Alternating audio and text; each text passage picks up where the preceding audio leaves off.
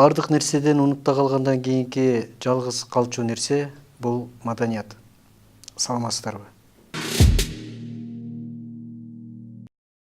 Бүгүн биз маданият, саясат, улуттук баалуулуктар жана башка көптөгөн темалардын үстүндө ой жүгүртүү үчүн коомдук ишмер, азыркы парламенттин депутаты, кинорежиссер, продюсер Садык Шернияз мырзаны конокко чакырганбыз. Саламатсызбы, Садык мырза? Жогоруда айтылган ойго кандай карайсыз? Бир кезде биз маданият чыгармачылыкка деги эле адамзат башкача көңүл карап келди. Андан кийин мына Европа биринчилерден баштап ушул маданиятка көңүл бура баштаганы, ошол эле Микеланджелонун, ошол эле Рафаэлдин убагынан баштап бир жакшы көңүл буруу башталды да маданиятка.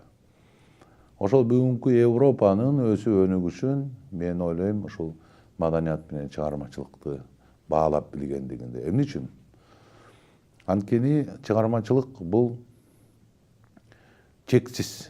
Чыгармачылык бул дайыма бир кандайдыр бир чектерди бузуп өтүп, талкалап, башкача ой жүгүртүүнү таңуулаганга аракет кылат да ар бир мыкты чыгармачыл киши. Ошол эле Шекспирдики алабызбы, ошол эле Ван Гогду алабызбы, же болбосо деги койчу Пикассону алабызбы, же болбосо Антониони же Феллини жөнүндө айтабызбы. Алар жаңыча чекти бузуп, мына керек болсо Чыңгыз Айтматовдун дагы биринчи төбө бастыга алынган чыгармасы Жамиляны ала турган болсок, ал дагы кандайдыр бир чекти бузган чыгарма болчу да. Новатордук, Ооба. Ошол чекти бузуп жаңыча ойду алып келиш керек маданияттын өкүлдөрү, чыгармачылык. Ошол жаңыча ойлор келгенден кийин ал коомго тарап, анан кийин ал чыгармачылык бардык тараптан гүлдөп өсө баштайт. Мейли ал курулуш болобу, мейли бизнес болобу, мейли жаңы илимий ачылыштар болобу, ошол чекти бузуу аларга дагы мындайча айтканда жугуп, алар дагы башкача ойлоно баштайт дагы. Ошон үчүн азыркы заманда эң көп жаңы ачылуулар ушул Европа жана Америка өлкөлөрүнө таандык. Алар ошол чекти буза билип ойлонгондо үчүн. Мына акыркы ыкылымдагы, акыркы убактагы мисалы эң мыкты өсүү бул компьютер технологияны айта турган болсок, мына бул дагы бир өзүнчө чекти бузуу болду да. Андан кийинки мисалы Стив Джобстун жасаган чоң эмгегин айта турган болсок, мына Apple фирмасы менен. Андан кийинки мисалы мына күндөн алган булактарды электр энергияга айлантуу боюнча Илон Масктын жасаганы. Бул ошол чыгармачылыктын таасири. Ошон үчүн мен толугу менен кошулам. Маданият бул түбөлүктүү, баарынан түбөлүктүү нерсе. Бүгүнкү күндө дагы биз саясатты мына алып бурушуп атабыз. Текебаевди камап атат, же болбосо Атамбаев президент болуп турат. Мындан кийин дагы ким президент болот? Көрдүңүзбү? Бизде дагы өсүштүн бир аз токтоп калган дагысы Кыргызстандын. Мен ойлойм 25 жылдан бери биздин саясатчылар системаны жакшы кура алышкан жок. Биздин системабыздын такалганы барып туруп бүткүл коомдун 25 жылдан бери кыргыздардын кылганы 3 гана нерсеге барып такалып атат да. 25 жылдан бери. Ал ким депутат болот, ким премьер-министр болот, ким президент болот. 25 жылдан бери биз ушул 3 нерсени эле чечип келе жатабыз негизичи. Башка өлкөлөрдү карасаңыз, жеке менчик ишканалар космоско уча баштады. Башка өлкөлөрдө, мисалы Америкада, алар 20 жылдан кийин биз толук айдоочусу жок машиналар жүрөт көчөдө дешип атат. Мына биринчи жүрө баштады. Ошол эле Tesla компаниясы же Google компаниясы болобу жүрө баштады, көрүп атабыз да. Бирок биздин чечкелибиз өзүңүз билесиз туурабы? Ким депутат болот, ким премьер-министр болот, ким президент болот. Ушундан чыгып айтабыз дейсизби? Өзүңүз кандай деп ойлойсуз? Сиз азыр, Садык мырза, бир аз алдыга кеттиңиз да. Биз азыр сөзүбүздүн башында жалпы адамзатка тиешелүү руханий баалуулуктарды сөз кылып баштадык эле маданиятты. Себеби сиз жакшы билесиз, кайра жаралуу эпохасында, андан кийинки ренессанс деп коет жанагы эпохасы. Ошол убактардагы калыптанган маданий баалуулуктар, адамзаттык жана руханий баалуулуктар бүгүнкү күндө жана глобалдашуу деген түшүнүккө капталып, ошол калыптанган ошол үй бүлөлүк институт болобу, улуттук баалуулуктар болобу, анын ичинде кино тармагы, театр тармагы, керек болсо даже саясий маданиятыбыздагы мындай бир саясий маданият институттары талкаланууга учурап аткандай да. Ар бир нерсенин жеткен чеги болуп, анан эскиргендей эскирип, ордун жаңы нерсеге бошоткондой. Ошонун ичинде биздин сиз айткан азыр алдыга кетти дегеним ошол болуп атат. Кыргыз улутунун маданияты, анын ичинде саясий маданият биз кандай түзө алдык? Биздин мүмкүн оорубуз бул мындайча айтканда кайдыгерликтин гени. Мүмкүн бул биздин жаратылыштан, биз тоодо жашап, биздин ырыбыздагы эң жакшы көргөн ырыбызды дагы карасаңыз, жайылган койго көз салып, жан баштап жатсаң сонунда. Башка өлкөлөрдө мисалы алар жан баштап жаткызы келбейт эч убакта. Мен дагы мүмкүн үйрөнүп келатам десем болот. Бир кезде менин оюмда дагы мындай ой да бар болчу. Мына там салсак, үй бүлө курсак, бак тиксек, анан эс алсак дейбиз да. Башка мисалы улуттарда, башка өлкөлөрдө мындай ой жок, эс алсак деген. Алар айтышат, биз өлгөндө эс алабыз депчи. Ага чейин биз аракет кылышыбыз керек бир нерсеге деп. Анан ошол кайдыгерлик генибиздеги. Биз жатып эле алсак, биздин өкмөт баардык жумушту аткарыш керек дейбиз да. Ошол эле учурда жакшылап ойлонуп көрсөк, бул өкмөт бир башка планетадан учуп келген башка планетанын жашоочулары эмес чынында. Ал бизден эле чыккан, арабыздан чыккан, сиздин менин тууганыбыз, ушу арабызда айылда жүргөн эле кишилер, алар бир башка бөлөк кишилер эмес да. Бөлөк эл эмес да ал өкмөт. Өкмөт чечсин дейбиз. Өкмөт кантип чечет? Төлөгөн налогубуз 800 сом жылына. Эгерде бирөө үйүбүзгө конок келип калса, 8000 сомдук койду жыга чабабыз дагы соебуз. Кентес конок келбеди, уят да дейбиз. Ал үчүн биз өкмөт үчүн уялбайбыз. Биздин өкмөтүбүз болсо, биздин аскерлерди кармап турган, биздин тиги ички иштер министрлигин кармап турган, тартипти кармап турган, саламаттык сактоо, мугалим, билим деги койчу, спорт, маданиятка жылына 800 сом төлөп, анан айтабыз, көп берип атабыз деп. Мына, көрдүңүзбү? Анан эң негизгиси өкмөт да буга көнүп алды. Өкмөт дагы, демек, сен аралашкың келбесе процесске, мамлекеттин өсүү процессине аралашкың келбесе, анда шайлап кой бизди. Болду, биз кыла беребиз. Деп алар дагы билген талканын чалып атат да, мындайча айтканда. 25 жылдан бери. Ошондой, бүгүнкү күндө мен айтар элем, калктын 50% баары бир ким президент болот, ким премьер-министр болот, ким депутат болот, баары бир, ишенесизби? Баары бир. Алар мынтип атат, бириң өлүп бириң кал. Ой, бири-бириңди кама мага десең, бириң кет, бириң кел, бишим жашай береличи. Бөлүндү болуп калган. Чоң жарака туруда ортодочу. Ушул система ошол жаракага алып келди. Садык мырза, сиз чыгармачылыгыңыз да. Мен мындай сөз менен айтайын да, сиз менимче жакшы түшүнөт болушуңуз керек. Жана уйдун сүтүнөн орустар туурак деп коет, биз быштак дейбиз. Быштак деп коебуз. Быштак биримдеп мындай бири-бирине жабышпай калат да.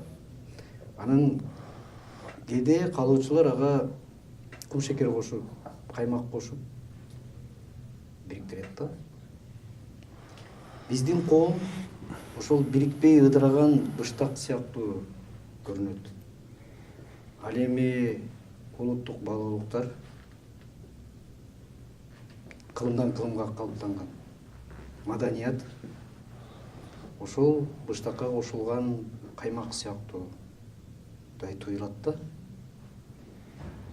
Бизде ошол каймак канчалык деңгээлде таза? Бизде ошол каймактын өзү дагы ирип кеткен да. Ошондой сыяктуу да. Бул оору маданияттын залкар инсандарына саясатчылардан жукту деп айта алам да. Себеп дегенде мына 90-жылдары Союз ыдырагандан кийин бир чоң руханий, саясий, деги эле геополитикалык бир чоң түзүм шаа түшүп, урап түшүп калды да. Ошондо саясатчылар пайда болду. Ар бир ошол урап калган, урандыга айланган өлкөлөрдө, Казакстан болобу, Кыргызстан болобу, Өзбекстан, Тажикстан, Латвия, Литва. Анан саясаттардагы бийликке жетиш үчүн алар бири-бирин жамандоо формасын тандап алышат. Көбүнчө бири-бирин жамандоо. Канчалык сиз бирөөнү жамандасаңыз, канчалык сиз ылай кир куйсаңыз, жугунду куйсаңыз, сизге эл ошончолук ишенет. Ошол оору дагы жугуп кетти да. Маданий каймактарына сиз айткан, түшүнүп атасызбы? Ал эми өсө турган жерде бул дайыма бир топ болуш керек. Топ маданий элитадан кармалган топ. Деги эле элитасы жок эч нерсе болбойт. Бул далилденген. Кайсы убакта болбосун, баары элдин элитасы болот. Элита алдыда жүрүш керек. Алдыда. Ошол элита үлгү көрсөтүш керек. Маданиятта дагы ошол элита үлгү көрсөтүп алдыда жүрүш керек. Бирок жанагы мен айткан себептерге байланыштуу ошо элитабыз дагы бириге албай, бириндеп калганына байланыштуу биз маданиятта дагы эбегейсиз зор жоготууларга учурадык негизи. Өспөй калганыбыз эле оор жоготуу да маданиятта турабы. Бирок Кудайга шүгүр, маданияттын кээ бир өкүлдөрү түшүнүп келе жатыр. Ошол эле айтайын, жанагы айтыш коомдук фону дагы ушул акын жагы, манасчылар жагы, же болбосо мына акыркы мезгилде киночулар жагы башын кошуп, бир ийгиликтерди жаратып, бир жетишкендиктерди көрсөтүп келе жатыр да. Эгерде ошол эле болсо, бириктирүү, биригип алса, анда албетте коомго таасир бермек. Ошол руханий баалуулуктарды алып жүргөн кишилер. Алар коомду дагы өстүргөнгө аракетин кылмак да. Бирок ал процесс болуп атат азыр. Мына бүгүнкү күндө театр жаатын караңыз. Же бар, же жок экенин айта албайбыз. Бүгүнкү күндө мисалы оозуңуз толо жазуучуларды, жаңы жазуучулардын аттарын да айта албайбыз чынында. Жаңы акындардын, жазма акындардын аттарын да. Бул эмнени биргизет? Бул эмне? Ушул Алыкулдун мекенинде, Чыңгыз Айтматовдун мекенинде, Мидин тиги Райкандын мекенинде міне жазуучу калбай калдыбы? Же акын калбай калдыбы? Биз кайта көбөйүп атпайбызбы? Ал кезде биз аз болчук да керек болсочу. Эмне үчүн? Бизден жаңы Алы Токонбаевдер, Түгөлбай Сыдыкбековдер чыкпай калдыбы? Бар да алар. Кантип болбосун? Туурабы? Бар алар арабызда. Бирок биз аларды көргүбүз келбейт. Биз аларга көңүл бөлбөйбүз. Биз аларды кубаттабайбыз. Биримдик жок. Бири-биринин жетишкендигине сүйүнүп, кол чаап турмай жок. Бизде колдон келинче буттан тээп жыгытуу керек. Буттан тээп, ар бир жакшы иштин 90% жакшы болуп турса дагы 10%-ын көрүп калсак, биз ошону чукушубуз керек.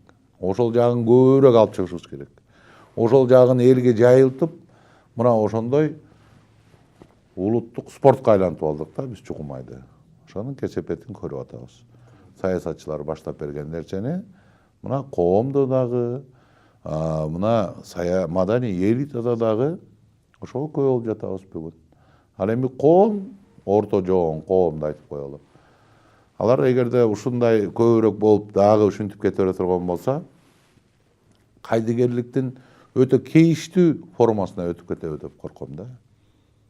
анда кайта мамлекетти кайрып, мамлекетке кайта рух дух берип, кайта бир багытка бурдуруу өтө оор болуп калат. Бул өтө опурталдуу жол. Мына ошону түшүнө турган убакыт келди өзү. Убакыт да керек кайра салып. Ооба. Советтер Союзунан кийин сиз айткан жанагы жан баштап жатсам сонунда деп жайбаракат жашообуз кайдыгерликтен анан жоопкерчиликке өтүп кеткенди да. Ошонун ичинде бирок бир жылт эткен жылдыз сыяктуу, бул эми кошоматчылык эмес, бул чындык менимче. Сизге окшогон инсандар экономика менен маданиятты айкалыштырып, акчанын күчүн маданиятты өстүрүүгө түрткү кылгандай, бургандай адамдар пайда боло баштады да. Ошонун башында сиз турасыз деп ойлойм да, себеби ошо эле айткан айтыш колуну. Бир убакта такыр эле унутта калып калган акындарыбызды башын топтоп айтыш коомдук фонду деп бириктирип, аларды сүрөмөлөп элдин алдына алып чыкканга шарт түзгөн адамдардын бириси. Андан кийин кино искусствосу, жазуучулар, жана Калемгер деген жаш жазуучулардын. Бул жагынан сиз как мындай кыргыз улутунун деңгээлине карасак, новатордук бир кадам жасагандайсыз да. Анан дагы бир нерсе, саясатты айтып атасыз. Эмнегедир саясатта, парламентте ошол маданияттын таламын талашып жанын күйгүзгөн депутат абдан эле аз. Менимче даже жалгыз болушуңуз керек сиз. Ушунун баары сиз айтып аткан коомдун суу жукпай калганына, ыдырап калганына кедергисин тийгизген жок. Бул биздин коомдун жанагы бир кана байрам болуп талкаланып алгандан кийинки бутуна туруш мезгилиндеги оош кыйыш замандын саркындысы болуп атат да. Анткени биз көрбөй өстүк да.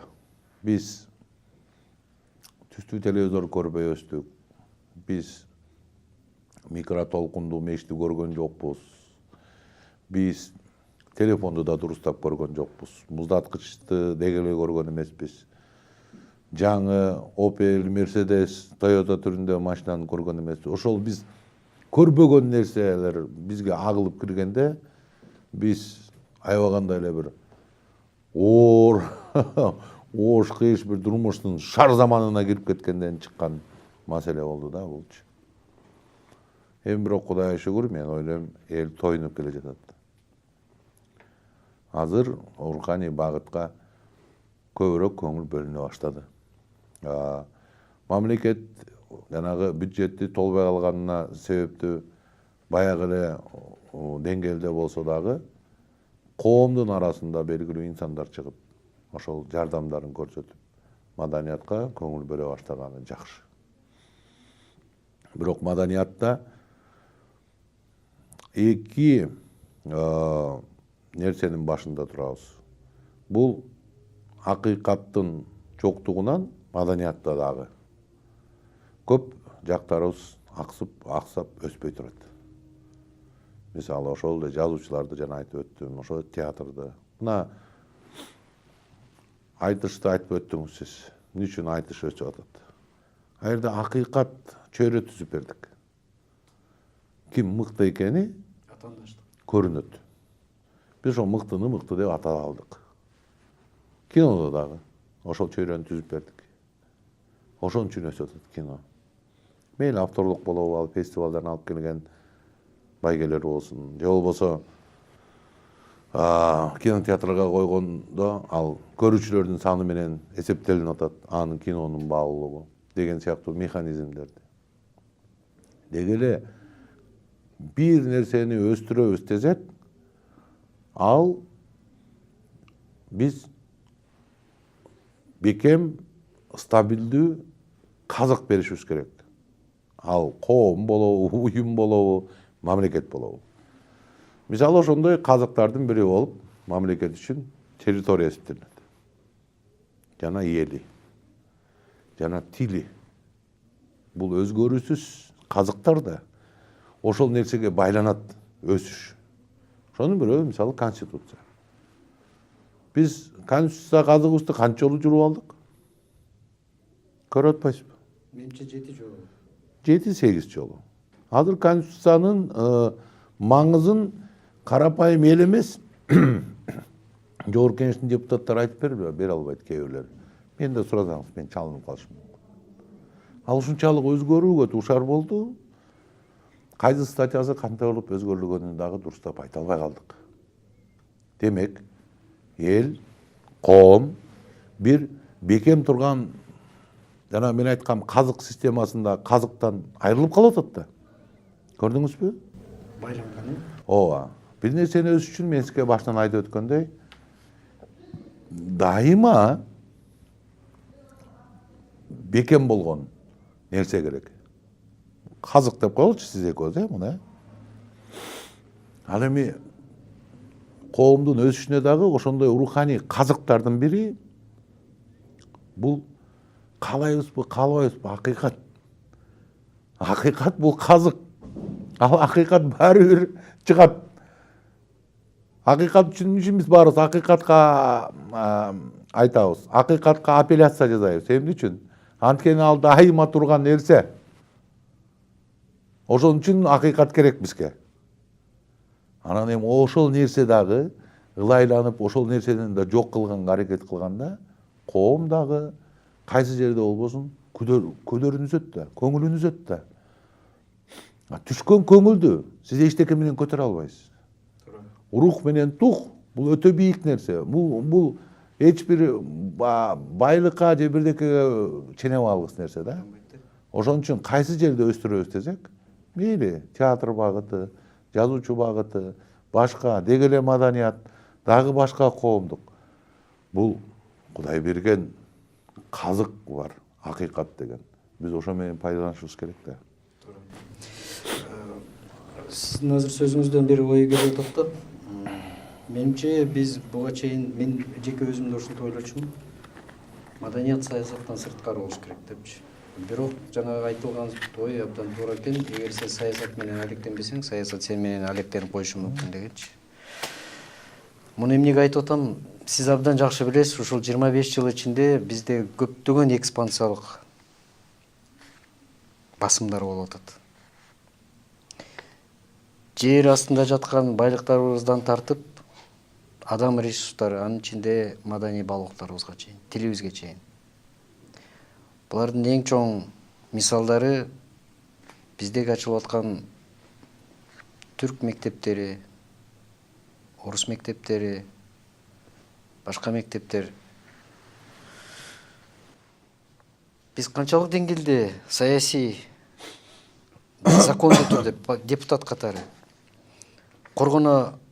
коргонулчу, ошону коргоочу бир мындай закондорду кабыл алып ошого көңүл буруп атабыз. Бул айтыш мисалы формасы бекерден түзүлгөн эмес. Айтыш фонду. Айтыш фонду мына сиз айткан тилди коргоп калуунун бирден бир формасынын негизги формаларынын бири да.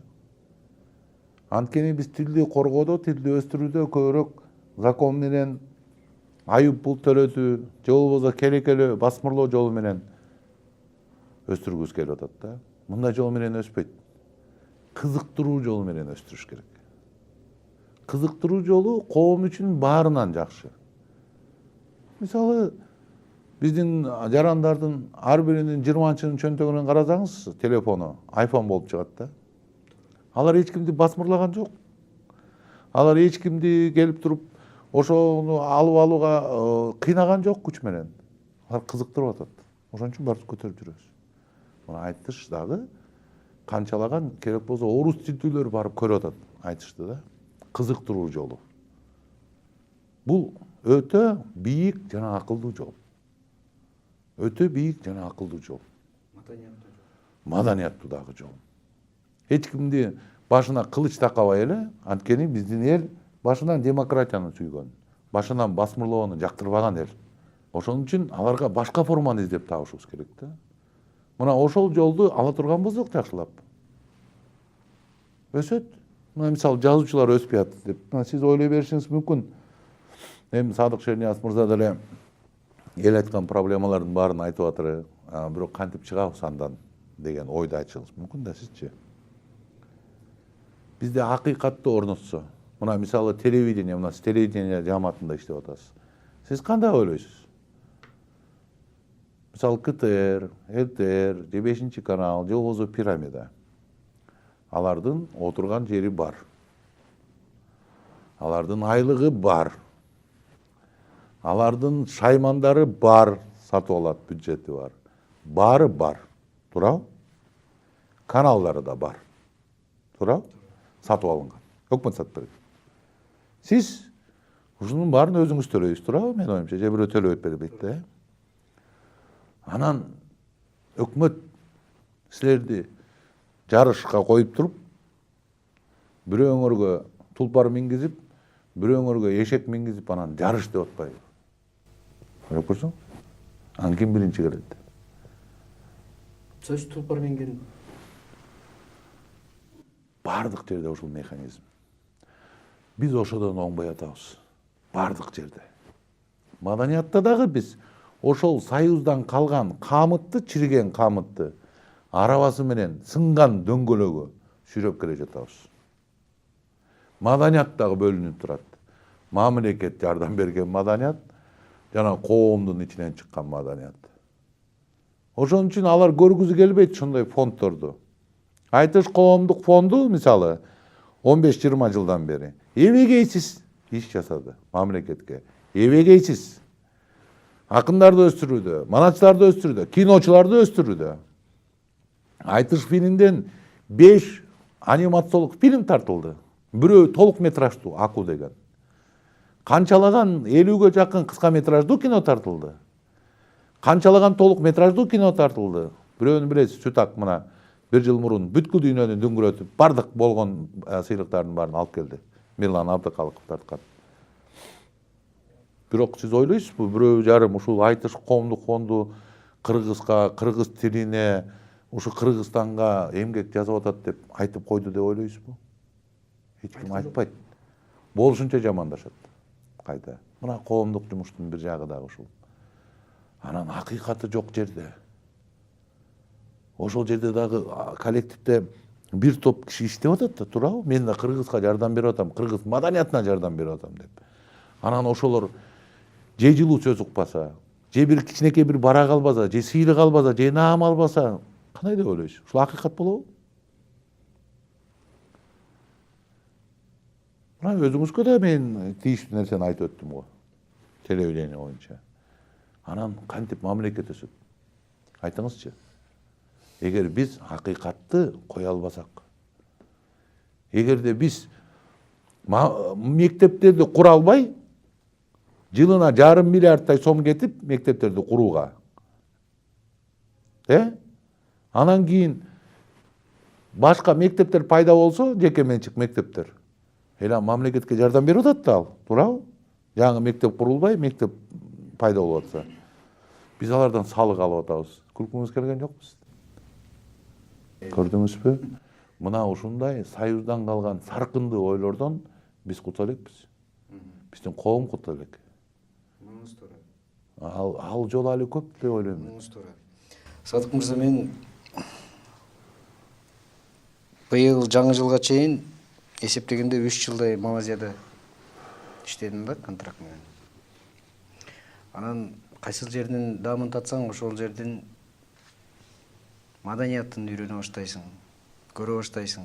Сиз жакшы билесиз, Малайзия Азия өлкөлөрүнүн ичинен абдан өнүгүп келаткан мамлекеттердин катарында. Анан мен байкашымча, алар маданиятына абдан катуу көңүл бура баштаптыр да акыркы убакта. Себеби бизде эле көйгөйлөр ошо тил маселеси, жанагы маданий баалуулуктарына болгон экспансиялардан коргонуу маселелери аябай мындай, орусча айтканда, остурий турат экен. Бирок алардыкы эмнегедир иштеп атат да. Иштеп атат. Себеби коом дагы жардам берип атат, маданий чөйрө да жардам берип атат, мамлекет контроль бар. А бирок биз үчүн, биздей мамлекеттин жарандары үчүн ал бир чоң цензура сыяктуу, кысым сыяктуу көрүнөт экен да сырттан. Мен ошондой кабыл алдым. Сиздин оюңузча маданиятта эркиндик болуш керекпи? Же болбош керек? Эркиндиксиз өспөйт эч нерсе. Эч нерсе эркиндик болбогон жерде, менин оюмча, эркиндиктен эгер биз адам баласын айрыйбыз деген оюбуз болсо, анда биз аларды кор тутабыз деген маани. А бирөөнү кор туткандан кийин ал ошол адамдан, ошол чөйрөдөн, ошол коомдон, мамлекеттен кандай жакшылык күтсө болот? Намысы жок элиң болсо, кор, кулдан айырмасы жок. Анткени алардын эркиндигин басмырласаң, алардан эмне жакшылык күтсө болот? Ал эл, мамлекет, коом өспөйт анда. Эркиндик жок. Эркиндик жок. А бирок биз эркиндикке жаманап алып ошол эле диний агымдарды биздин менталитетке жат көрүнүш болгон үй бүлөлүк институту бузган жана гейлер деп коебузбу? Эркекти эркек сүйгөн, аялды аял сүйгөн. Же болбосо баласы атасын сотко берген маданияттарды кайда алып барабыз анда? Андай нерселер болот турмуштун өсүшүндө. Мына мен сизге мындай айтар элем да. Мисалы ошол көрүнүштөрдү сиз айткан гей, башка биздин кыргыздын салтында жок нерселер болгон да булар. Жок, мындай болгон эмес. Ошол эле учурда Европа мисалы парадтарды өткүзүп атат, гей парадтарды. Көчөсүндө. Кандай бир күндө гей парад өтөт. Алардын эли буга жөнөкөй эле көз карашты. Ошол эле учурда Европада мисалы гейлердин саны ушунчалык өсүп кеткен жок. Анткени баары бир Кудайдан берген жаратылыш бул адамдын тукумун улоо үчүн кылган далалат, бизди ичиктеги өзүбүздү сактоо инстинктибиз баары бир эркек менен аялды жакын кылганга түртөт да. Будан качып кете албайсыз. Канчалык гейлердин же башкалардын рекламасы күчтүү болгон менен баары бир будан качып кете албайсыз. Баары бир көпчүлүгү, басымдуу көпчүлүгү баары ушундай болот да. Ал эми башка бир мамлекеттердин буга мындай проблема кылбай карашы, менин оюмча, алар өздөрүнүн коомун сабырдуулукка, толеранттуулукка даярдап жатат да. Анткени стабилдүүлүк жана ынтымак элдеги. Бул баары бир мамлекеттин өсүшүнүн эң чоң кыймылдаткыч күчү. Кайсы жерде стабилдүүлүк болсо, кайсы жерде ынтымак болсо, эми жер титирей берсе өсүмдүк да өспөйт да, түшүнөсүзбү? Ошон үчүн муну көп батыш өлкөлөрүндө муну эрте түшүнгөн. Алар үчүн коомдун ынтымагы аларга өйдө. Ошон үчүн алар бала кезден тарбиялап атат. Мына гейлер деген ушундай болот. Мына өтүп атат. Булар деле бизге окшогон адамдар. Андан проблема жасабайлы дагы мамлекетибизди өстүрө берели деген саясатты камтыйт да, менин оюмчачы. Менин оюмча. Болбосо аларда дагы чиркөө бар. Ошол чиркөөлөр дагы каршы негизи мындай нерсеге. Бул Кудайга жат көрүнүш. Ар бир Библия болобу, Куран болобу, Инжил болобу, Торат болобу, бардыгында бул мындайча айтканда терс көз кас менен карайт бул нерсеге. Бирок коомдун, мамлекеттин стабилдүүлүгү үчүн алар ушул нерсеге барып жатат. Сабырдуулук болгонго, толеранттуу болгонго, ынтымак болуш керек. Бүгүнкү күндө деле Кыргызстанда дагы мисалы коомдун эле бардыгы мисалы бийликтин кылып атканын кош колдоп колдоп аткан жок.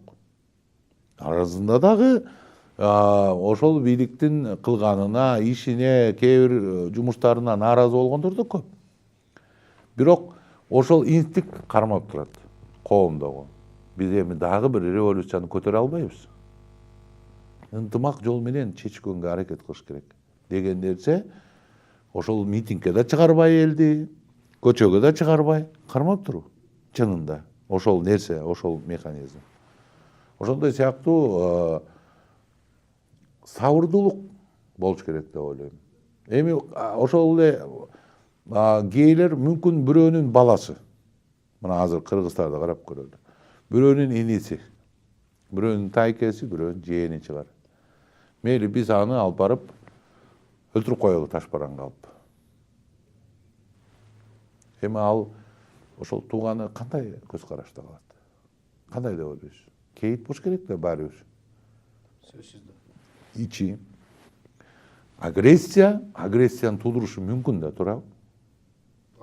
Анан ал коомго ырбап отурса, бул агрессиянын кандайдыр бир чеги бар.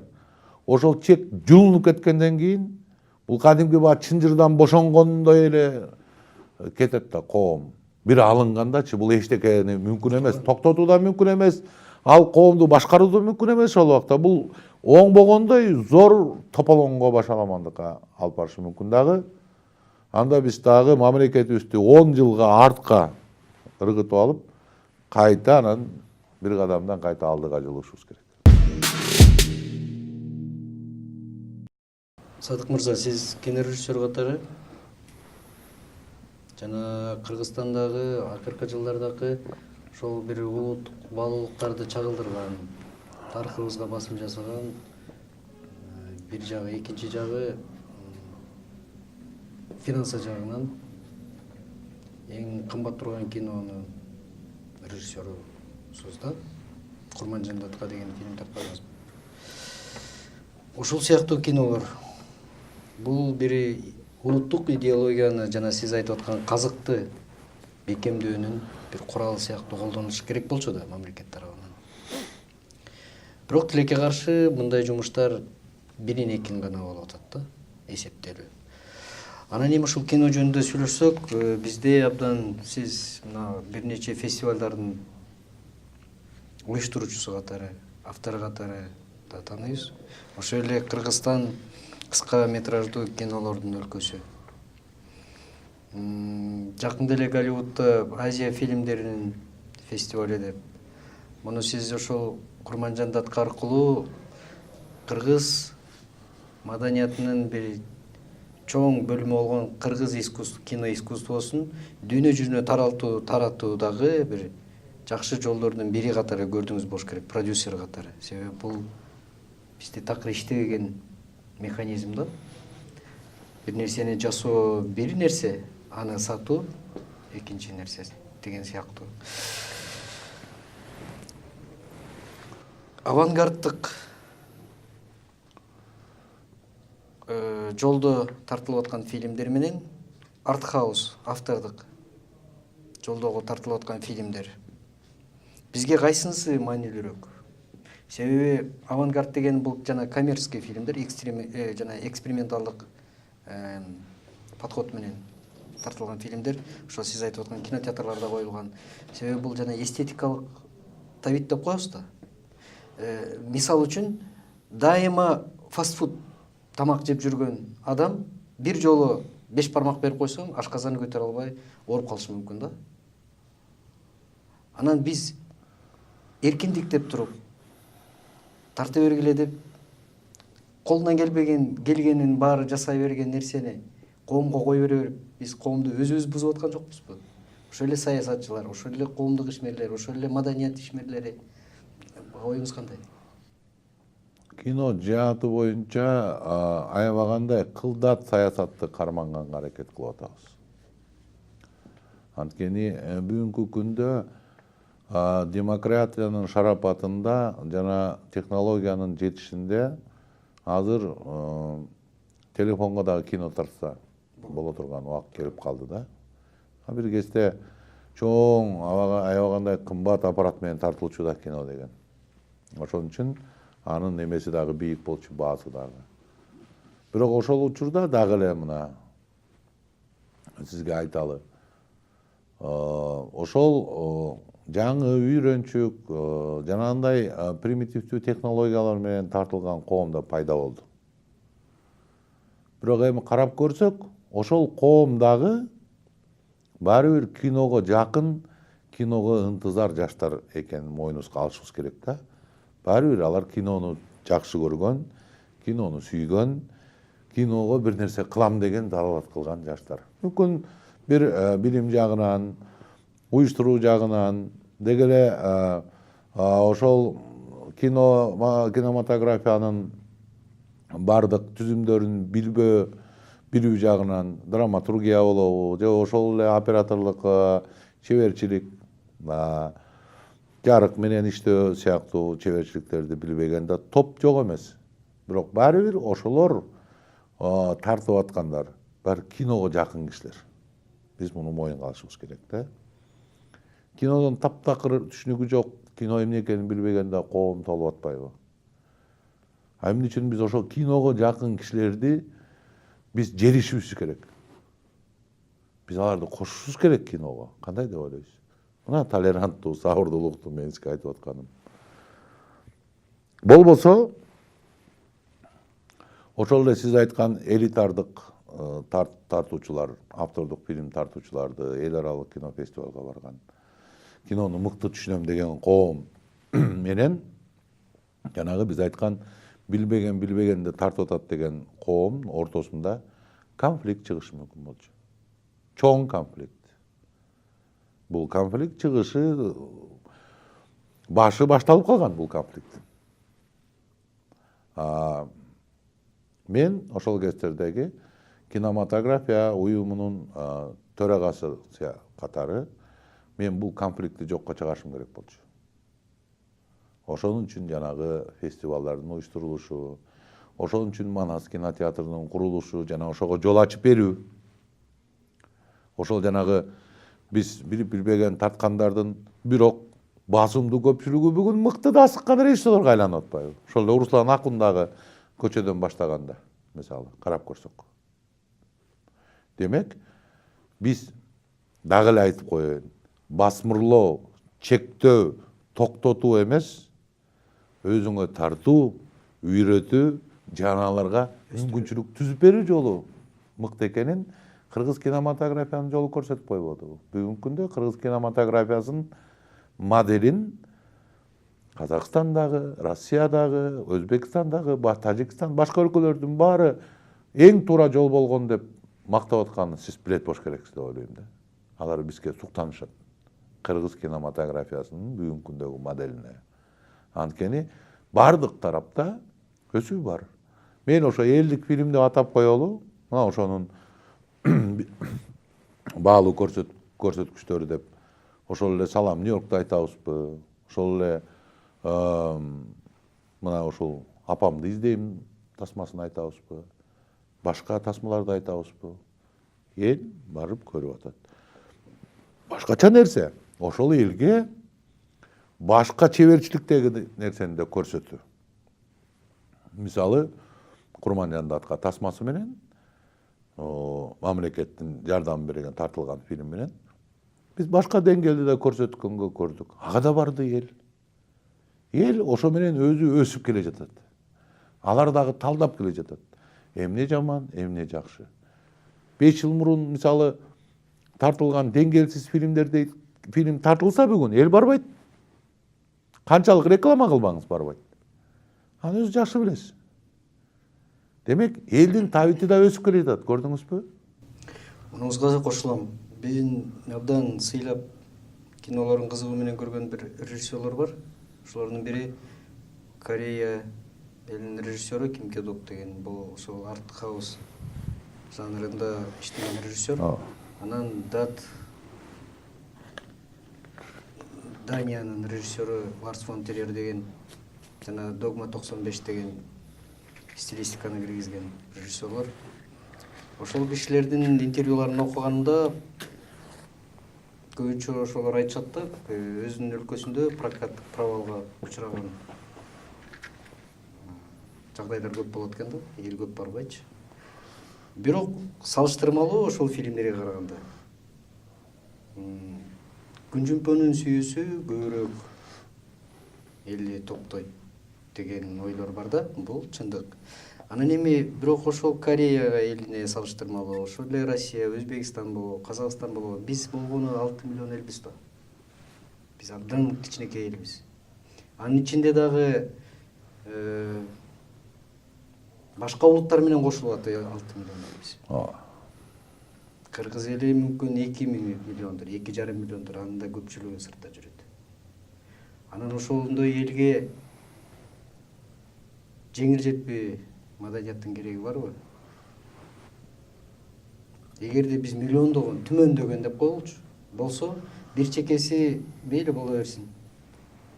Басымдуу көпчүлүгү сиз айткандай мындай болот деп үмүт кылсак болмок да. Мен сизге мындай айтар элем. Мына Манас кинотеатры көбүнчө ошол элден чыккан фильмдерди көрсөткөн чоң театр болуп эсептелинет, билесиз, туурабы? Жалгыз. Ошол Манас кинотеатрына жаңы ачылганда келген жаштарды көрсөңүз, алар эми баягы ачык сөз, улуу сөздө уят жок деп коет. Туалетке кирип чыккан маданиятты да билбеген жаштар келет да башында. Ишенесизби мындай? Туалетке да кирип чыккан билбеген. Бирок ошолорду карасаңыз, 6 айдан кийин зыңкыйып кийинип, келип, маданияттуу келип, кино көрүп, маданияттуу келип, залга отуруп, эстетикалык тарбия алып атат. Биз эмне кылабыз? Көпчүлүгү алардын орус тилин билбейт. Демек ал орус тилин билбеген балдар, жаштар каяка барыш керек анда? Анда алар барып туруп, кабактарга барып, кафелерге барып, арак ичип, бири-бири менен мушташып, криминалды көйүтүш керекпи? Кандайдыр бир нерседе баары бир чыгарманын бир жакшы жагы бар да өзүнө ала турган. Ошол эстетикалык көркөмдүк тарбия алып атат да кинотеатрдан. Ошол жаштарды мындайча тарбиялап атат. Манас кинотеатры же болбосо башка кинотеатрлар алар тарбиялап атат. Ошол биздин жаштарыбызды биз мойнубузга алышыбыз керек. Көбүрөөк провинциядан, айылдан келген жаштарыбыз караңгы. Аны каяка жашырабыз? Бүгүнкү күндөгү билим берүү системасынан алар эмнени алып атат дейсиз? Эми аларга дагы маданияттуу бир нерсе көрсөтүш керек да, кандай деп ойлойсуз? Бул өсүү жолу. Кинонун өсүү жолу. Болгону мына 5-6 жыл болду. Бул жаңы кадам башталганда кинематографияда. Азырынча жетишкендиктер жаман эмес. Канчалаган мыкты жаш режиссерлордун аттары чыгып өсүп атат. Канчалаган жаңы режиссерлор барып эл аралык маанидеги сыйлыктарды алып келип атат. Канчалык жаш режиссерлор азыр мурун бир эле Москвада окуса, бүгүн Нью-Йорк, Лос-Анджелес, Сеул, Италияда барып Римден окуп келип атат. Бул өсүү да. Эгерде биз ошондой өбөлгө түзүп бере албасак, кызыктыруучу нерсе түзүп бере албасак, ушундай өсүш болот беле? Болбойт беле? Бул да табышмак. Ошол үчүн өсүү жолунда мындай нерселерди токтотуп коюу жолу менен биз жете албайбыз эч нерсеге. Биз баарын өстүрүү жолу менен аракет кылышыбыз керек. Туура. Дагы бир абдан жакшы нерсе болмок. Сиз мен билгенден маданият министри да болгонсуз. Азыр болсо парламентте ошол социалдык, маданият жана телевидение жаатында, по-моему, басма сөз жаатында комитетинде төрагасы болгом, эми азыр мүчөсүмүн. Муну эмнеге айтып атабыз? Ошол сиз айтып аткан кинотеатрга келген, Манас кинотеатрына келген. Бул эми Манас кинотеатры жөнүндө да абдан көп чоң сөз айтылып жүрөт. Жакшысы бар, жаманы бар коом арасында.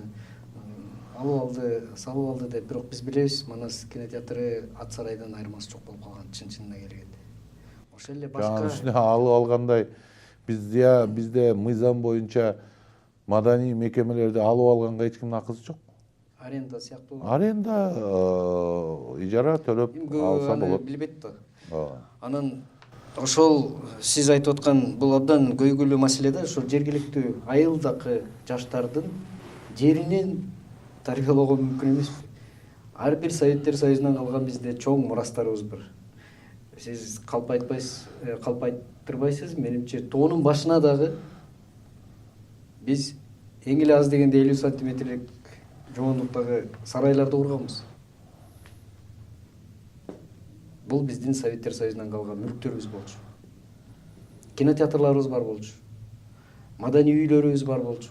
Алардын азыркы кебетеси эми мышык ыйлады десек жеңилирээк болот. Мүмкүн мышык асынып Ушундай убакта, Руслан энем, ушундай убакта сөз менен биз сын айтууда негизи эле кыргыз эли сынга жаралган эл. Сын айт боюнча биз дүйнөлүк чемпионат болсо биринчи орунду алмакпыз да. Ооба, сын айтуу боюнча. Мен да ошентип ойлойм. Ошол эле учурда биз үлгү көрсөтүшүбүз керек. Үлгү. Ошол айтыш коомдук фонду дагы ошол таризде жаралган, ошондой ой менен жаралган. Мына маданият өспөй жатат, өсүүгө мүмкүн эмес бүгүнкү күндө деп атышат да. Эми минтип айтышат. Мына болот Миңдилкыев жок, Чыңгыз Айтматов жок, тиги жок, бул жок деп айтышат, туура. Бирок байкап көрсөңүз, азыр Осмонкул жок, Калык жок, Алымкул жок деп айтышабы? Эстебес жок, Ашыралы жок деп. Көрдүңүзбү? Эмнеге? Андай сөздү жок кылып, айтыш коомдук фонду акындарды жаратты. Туурабы? Азыр Аалы бар, Азамат бар, Амантай бар, Жеңишбек бар, Элмирбек бар деп айтышат, туурабы? Кандай жакшы ушул, кандай деп ойлойсуз? Туура. Кинодо дагы сөздөр азайып келе жатат, байкаңыз. Мурун биз көп учурда эми Океев жок, эми Убукеев жок, эми Сүймөнкул жок, эми Таттуу жок деп көп айтылчу. Байкасаңыз, азыр айтылбай калды, көп айтылбай калды. Демек, өсүш бар. Ушундай нерсени бардык чөйрөгө жайылтканга аракет кылыш керек. Эми айтыш коомдук фондунун мындай немеси да өкчөлүү экен да, колунан келгеничи, мүмкүнчүлүгү. Эгер бул коомдук фонд, бул жеке менчик фонд, бул мамлекеттен албайт да акчанычы. Бирок ошого карабай көп багыттарда өсүү пайда кылды да. Биз ошону үлгү болсо экен дейбиз да. Мына маданият өспөйт деп канча акчаларды кетирип атабыз, туурабы? Маданият министрлигине, туурабы? Болот экен да, жеке менчикте эле коомдор өстүрүп атпайбы? Мына бир үлгүсү деп айтыш коомдук фонду көрсөтүп атабыз. Бизде прокат өлдү, прокат болбой калды. Кыргыз фильмдери, сиз эсиңиздеби, кыргыз фильмдерине эч бир кинотеатр киргизчү эмес да, эсиңиздеби? Туурабы? Бүгүн кыргыз фильмдерин бардык кинотеатрлар алат, туурабы? Бардык кинотеатр, Космопарк болобу, Ала-Тоо болобу, Россия болобу талашып көрсөтөт, туурабы? Ошого жетиштик да. А бир кезде көчөгө чыгарып койчу эмес беле бизди? Бул өсүү. Бул өсүү. Анан айтышат да, прокатты кылууга мүмкүн эмес. Кыргыз анын үстүнө кыргыз фильмдерин мүмкүн эмес кылууга прокат. Жок, Манас кинотеатры бүгүн үлгү көрсөтүп атпайбы? Ошентип кээде сөз сүйлөгөндөн дагы үлгү да көрсөтүшүбүз керек. Үлгү да көрсөтүшүбүз керек. Ооба. Мына айтылды, Кочевник чыкты, Монгол чыкты, Миң бала чыкты. Биз тарыхый фильм тарта албайт экенбиз, анткени мүмкүнчүлүгүбүз жок. Бизде базада жок экен, актерлор да жок экен, тарта турган режиссерлор жок экен. Курманжанатка чыкты эле, сиздин кабарыңыз бар болуш керек, казактар эмне деп айтып атканын, орустар эмне деп айтып атканын бул фильм боюнча. Казактар мойнуна алып атат. Кочевниктен да, Миң баладан да мыкты болду деп, Гүлнара Абикеева деген чоң сынчысы мойнуна алып керек болсо 20 мүнөттүк ушу берүү жазат. Жакшы го бул. Биз кээ бир нерселерден биз алдыга көрсөтө албайт экенбиз. Мисалы, экономикадан биз казактарды таң калтыра албайбыз. Алардын бир областынын бюджети биздин бүткүл республиканыкынан чоң. Аны билебиз. Американын шаарынын бир көчөсүнүн бюджети биздин мамлекеттикинен чоң. Биз эмне менен аларды таң калтыра алабыз? Биз маданиятыбыз менен гана таң калтыра алабыз. Азыр ким айтат мисалы, сиз Кыргызстанды сураңызчы. Кыргыздын акындары казактыкынан начарбы десе, жок деп жооп кайтарат алар. Биздики мыкты деп жооп кайтарат. Мына ошол духта, ошол рухта турабы? Кыргыз элинин духун, рухун көтөрүүнүн бул бир үлгүсү да. Сиз көчөгө чыгып тураңызчы, кыргыздын киночулары казактын киносунан начарбы десеңиз эмне деп жооп берет? Мыкты дейт биздин киночулар. Анткени бизде бар дейт. Актанарым Кубат бар азыр. Марат Сарылуу бар, Энис Абжапаров бар, Темир Бирназаров бар, башка жаштар өсүп келе жатат. Керек болсо Руслан Акунбарды дагы Казакстандын прокатындагы эң мыкты фильм болуп бардыгын чаап түштү. Мынагу фильми менен акыркы чыккан. Акыры башка жерден биз мактана турган тарапты айтыңызчы. Мына көзгө басар жакшы нерсе болду мынагу көчмөндөр оюндары. Бу да бир даңаза кылып Кыргыздын рухун, духун көтөрүп көрсөтө алды. Кайсы башка бир маданияттан башка эмне менен мактана алат экенбиз биз? Дагы эле болсо ошол Манасыбыз менен мактанабыз. Дагы эле болсо Чыңгыз Айтматов менен мактанабыз. Дагы эле болсо ушул өсүп аткан жана мен айткан тараптар менен мактана алабыз. Биз ушуну түшүнүшүбүз керек да. Биз ушул кайсы жерде бийик болуп турган нерсеге биз көңүл бөлүшүбүз керек да. Тескерисинче кээде ушул жерден биз аксаган мамиле кылабыз дагы. Мына маданиятка дагы калдык принциби менен акча бөлүнөт. Мына былтыр булар чыгармачылыкка кеткен 30%-ын ала албай калышты. Быйыл дагы жыргатып акча бөлүнө элек. Киного дагы, башка нерсеге дагы. Ушундай кандай болсун. Демек, ошол жерде отурган чиновниктер түшүнбөйт. Эмне керек экен? Эмне керек экен? Ошону түшүнө билүү керек. Ошол руханий ой, ошол нерсе, маданият нерсе, алардын мээзине жеткенде гана биздин мамлекет оңоло баштайт. Бекеринен президент 2 жылдан бери маданият жылы деп жарыялап келе аткан жок. Анткени бир чогулушта ал айткан өзү дагы, мен түшүндүм деп. Мен кечирим сурайм деп айткан керек болсо. Көңүл бурулбай жүрүптүр ушул кезге чейин бул тарапка деп. Башка биздин кармана турган нерсебиз жок, чын айтканда. Кыргызстанды алдыга сүрөдө. Демек, биз сөзүбүздүн башында баштаган, жок сөзүбүздү баштаган. Бардык нерсе жоголушу мүмкүн, бирок маданият кала берет деген туура эле ой экен. Ооба. Башында эле ушинтип баштаганбыз. Аягында деле ошол ойдобуз. Анткени түбөлүктүү маданият баары бир. Бекеринен мына азыр деле айтып отурсак, бир Корголдун убагында 1000 жылкулуу Сарыбай деген бай болуптур да. Ошону Коргол бир жерде ырдап коюптур. Эй, Сарыбай, 1000 жылкулуу Сарыбай, жүрсүңбү али жарыбай депчи. Сарыбай ким экенин билбейбиз. Ал кишинин устаканы упат, сөөгү сөпөт болду. Жок, каерден төрөлүп, каерде болгон. Бирок Корголдун ошол 2 сабыры менен тарыхта калат. Маданияттын күчү. Манакей. Канчалаган элде сөз калат эң биринчи. Ой калат. Бул түбөлүктүү нерсе. Мунун баары биз кетире албайбыз эч бир нерсеге.